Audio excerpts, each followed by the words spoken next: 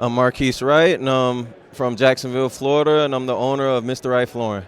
The advice I would give to someone starting a business is to further your education, continue to grow as yourself personally, and just keep trying to be better at what you was yesterday. My name is Chris Rachel. I own Superior Home Solutions. I do a lot of bathroom and kitchen remodeling. I've been in business for 12 years, and one big piece of advice I'd like to give any contractor, especially to those starting out, would be communication. Communication is key.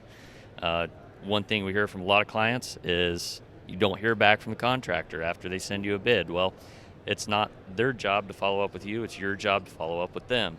So remember to communicate, and that's all I got. Hey everybody, it's Luke with the Tile Money Podcast. I'm just hanging out with my buddy Kyle and talking to a lot of good contractors here. You know, one thing I love about going to these events is the networking, the rubbing shoulders, and getting to know people who are where you want to be and becoming their friend, you know, and listening to how they did it, how they built their companies, and that's how you get inspired and you know, iron sharpens iron. So come to these events, network with contractors that you look up to, and you will grow your business. All right, stay profitable, tile friends. Robert Varden, Executive Director of CFI. You know, I think if there was just a few things I was going to say to, you know, guys coming in the industry, guys that have just started contracting, maybe not too much on the business side, is know your worth. I mean, I see that too many times in installers today, unfortunately, that they're being taken advantage of by the retailer, and they just truly don't know their worth. And I think, you know, one, training and education, obviously I'm a big component of that.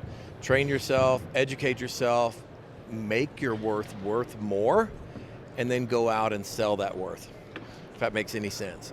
You know, I mean, because, you know, unfortunately, there's a lot of guys in the industry that don't go through formal training. They don't care about the education. They go out there and they install. And, you know, it usually typically shows by what they get paid per square foot or per yard. They don't know how to really educate themselves. They don't know how to sell themselves, be it to the retailer, to the dealer, whomever. And I think if I was to, you know, if I had a group of young kids going into this industry, I say the sky's the limit.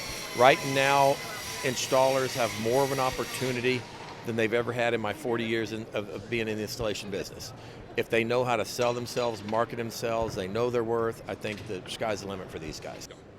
Hi, I'm Jeff Newcomer, product manager for Johns Manville here at the Surfaces Show here in Vegas, 2021. My piece of advice to any installer or anybody out there in the industry looking to get into the trade is to make sure that you pick the right products that you use and can stand behind.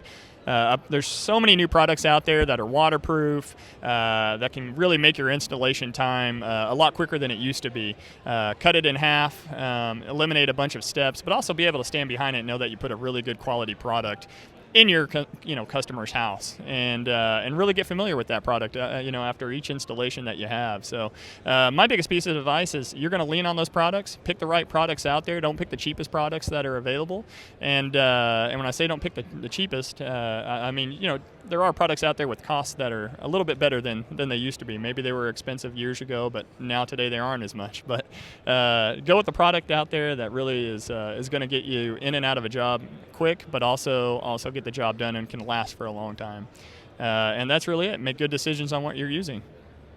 Yeah, this is Rob Roderick with the National Tile Contractors Association. If I had to give you one piece of advice as far as being successful, it would be to become a member of the NTCA. Because when you become a member of the NTCA, you have the support. You know, you have technical support where you can call and get help. I used it all the time, and that's the reason I was a member for so many years. It's very valuable. You know, lots of different things have changed in our industry over the past 10 years. Just the handbook has added an additional 400 pages. So, I mean, they helped me stay current, and it was really beneficial. So if you're a tile professional, you need to be part of your professional association and become a member of the NTCA. So I guess that's my advice for a successful business. Hi, my name is Roland Thompson, Thompson's Flooring, Frederick, Maryland. And my advice to you, if you're going into business, whether you're an installer or whether you're a dealer, is to know your numbers. You want to know what it costs you daily to put that truck out there, or if it's an installer to go out there on the floor. You want to run your numbers, and you want to price everything according to what your numbers tell you. Don't worry about what other people price in the area. You price what makes you a profit, can support your family, can support what you're planning on doing in life. So know your numbers, and you'll do fine. Hey, I'm Patrick Ferris with Rollmaster Software. The number one thing I would advise somebody to do about their business is systems and processes. Naturally, I'm a little biased being that I'm in the software business, but whether you get my software or another program out there, you need to have systems and processes in place if you're going to grow. Otherwise, you're going to grow, but you're not going to grow profitably, and you're just going to grow in headaches. So number one thing is getting these processes in place so you can onboard new employees and grow and make money. Hey everybody, Mark Heinlein with the National Tile Contractors Association. And I'm here with Kyle, and I'm going to tell you, Kyle is a great guy here on the Tice show floor. And you know what? My advice to you is if you're super busy, there's no time like the present to get some training. Take some time. You're out there making money. Get some training. You think you know it all. Guess what? You might not. I don't know it all. And I learn every single day. And here's what I want you to get training on. For me, substrate prep. Substrate prep is where it all begins, and not only do you need training on all the ways to do substrate prep for floors and walls, but when you do, and when you charge properly for substrate prep, you're going to make money doing it, and you are going to be very efficient in your tile installations, and they're going to look great. So thank you for listening. Please take my advice, and I'll see you on the road. Hi, I'm Bart Bettiga with the National Tile Contractors Association, and if I was going to give any advice to somebody starting in business, their respective business, and just really thinking outside of the box about what are the best things to do, I would say get involved. Those are the two words I would say. Get involved with your local suppliers.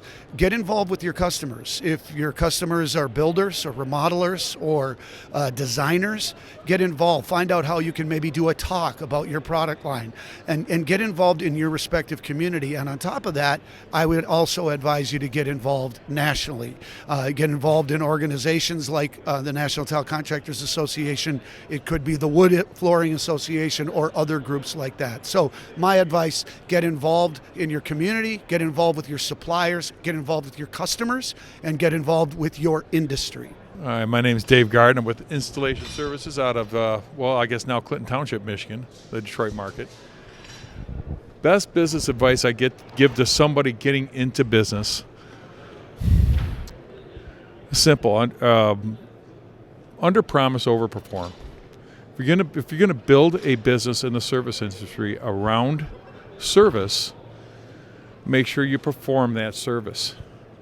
So if you're going to sell yourself as being a service provider and you don't provide service, you're not going to stay in business long. So that's the best business advice I can give somebody. Other than that, save your money. If you live on a budget, you'll always have something put aside for those rainy days. As simple as that, because not every day is going to be the greatest day in the world. Hey, this is Joe Cia with Kingolium Corporation and on the CFI Advisory Board. Being a former business owner, the thing that I think is most important for installers is to understand what things cost them. Not just the cost of materials, but the cost of time. And that way they can job cost and understand what their profit margin is. I think guys lose track of that because they're really trying just to pay bills and make a certain amount of money per day. So that to me is the most important thing. What is going out every day costing me everything, you know? Hey, this is Joe Kennedy with Perfect Vents here with Kyle and at the International Services event. Best piece of advice I have for business is don't assume somebody won't pay for something. So don't assume that a customer can't afford something.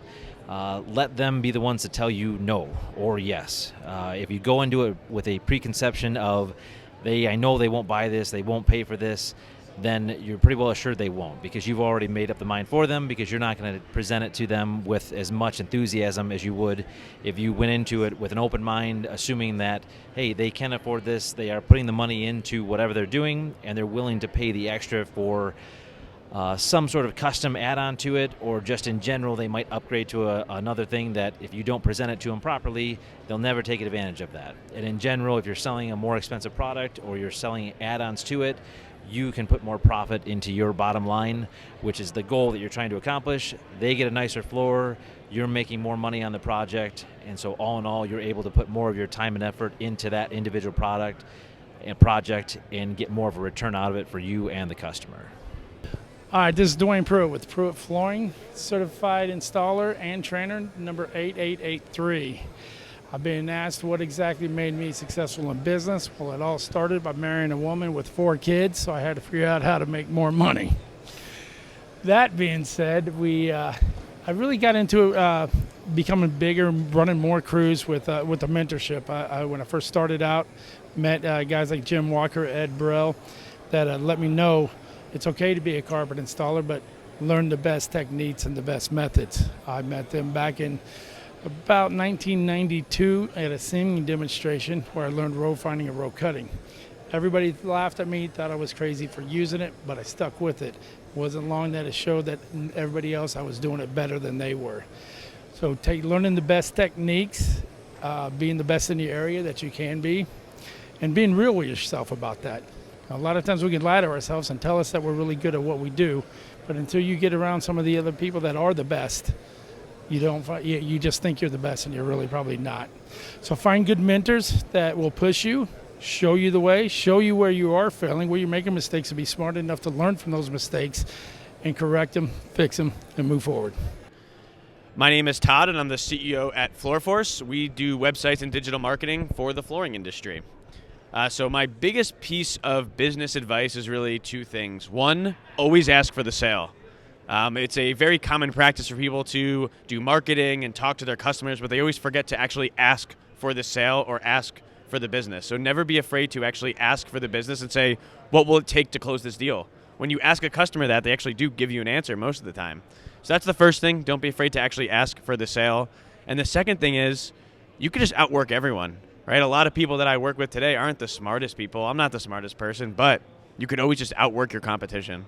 So those are the 2 things that I think make us successful, and I hope make you guys successful too. My name is David Sandana from Puyallup, Washington. I have a flooring installation company. It's called Diligence Flooring, and we do hardwood, tile, kitchen and bathroom remodels, both commercial and residential.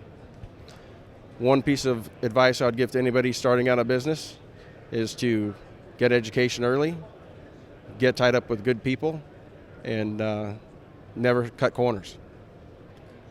I'm Trask Bergerson, Bergerson Tile and Stone in Astoria, Oregon. We are a family business, installation and retail sales. So you want to know what the number 1 business advice I would have to a new business starting? I think particularly if I was beginning, I would distill who I am. You know, like a stand-up comedian takes a long time finding their voice, and I don't see enough businesses distilling who they actually are. And so you can market correctly to your target demographic. It determines everything. This is how, we're not for everybody. If I'm going to target a specific market, I need to know my story and who I am and what I'm selling before I begin to target my ideal market, which is going to be the most profitable. And then from there, you can begin to determine what's your cost structure look like, what's it cost you to do business, and get into the books and remember that this is about making money and being profitable. And if you're profitable, you can service your clientele and continue to perpetuate this business. But I think you really need to distill who you are, first and foremost.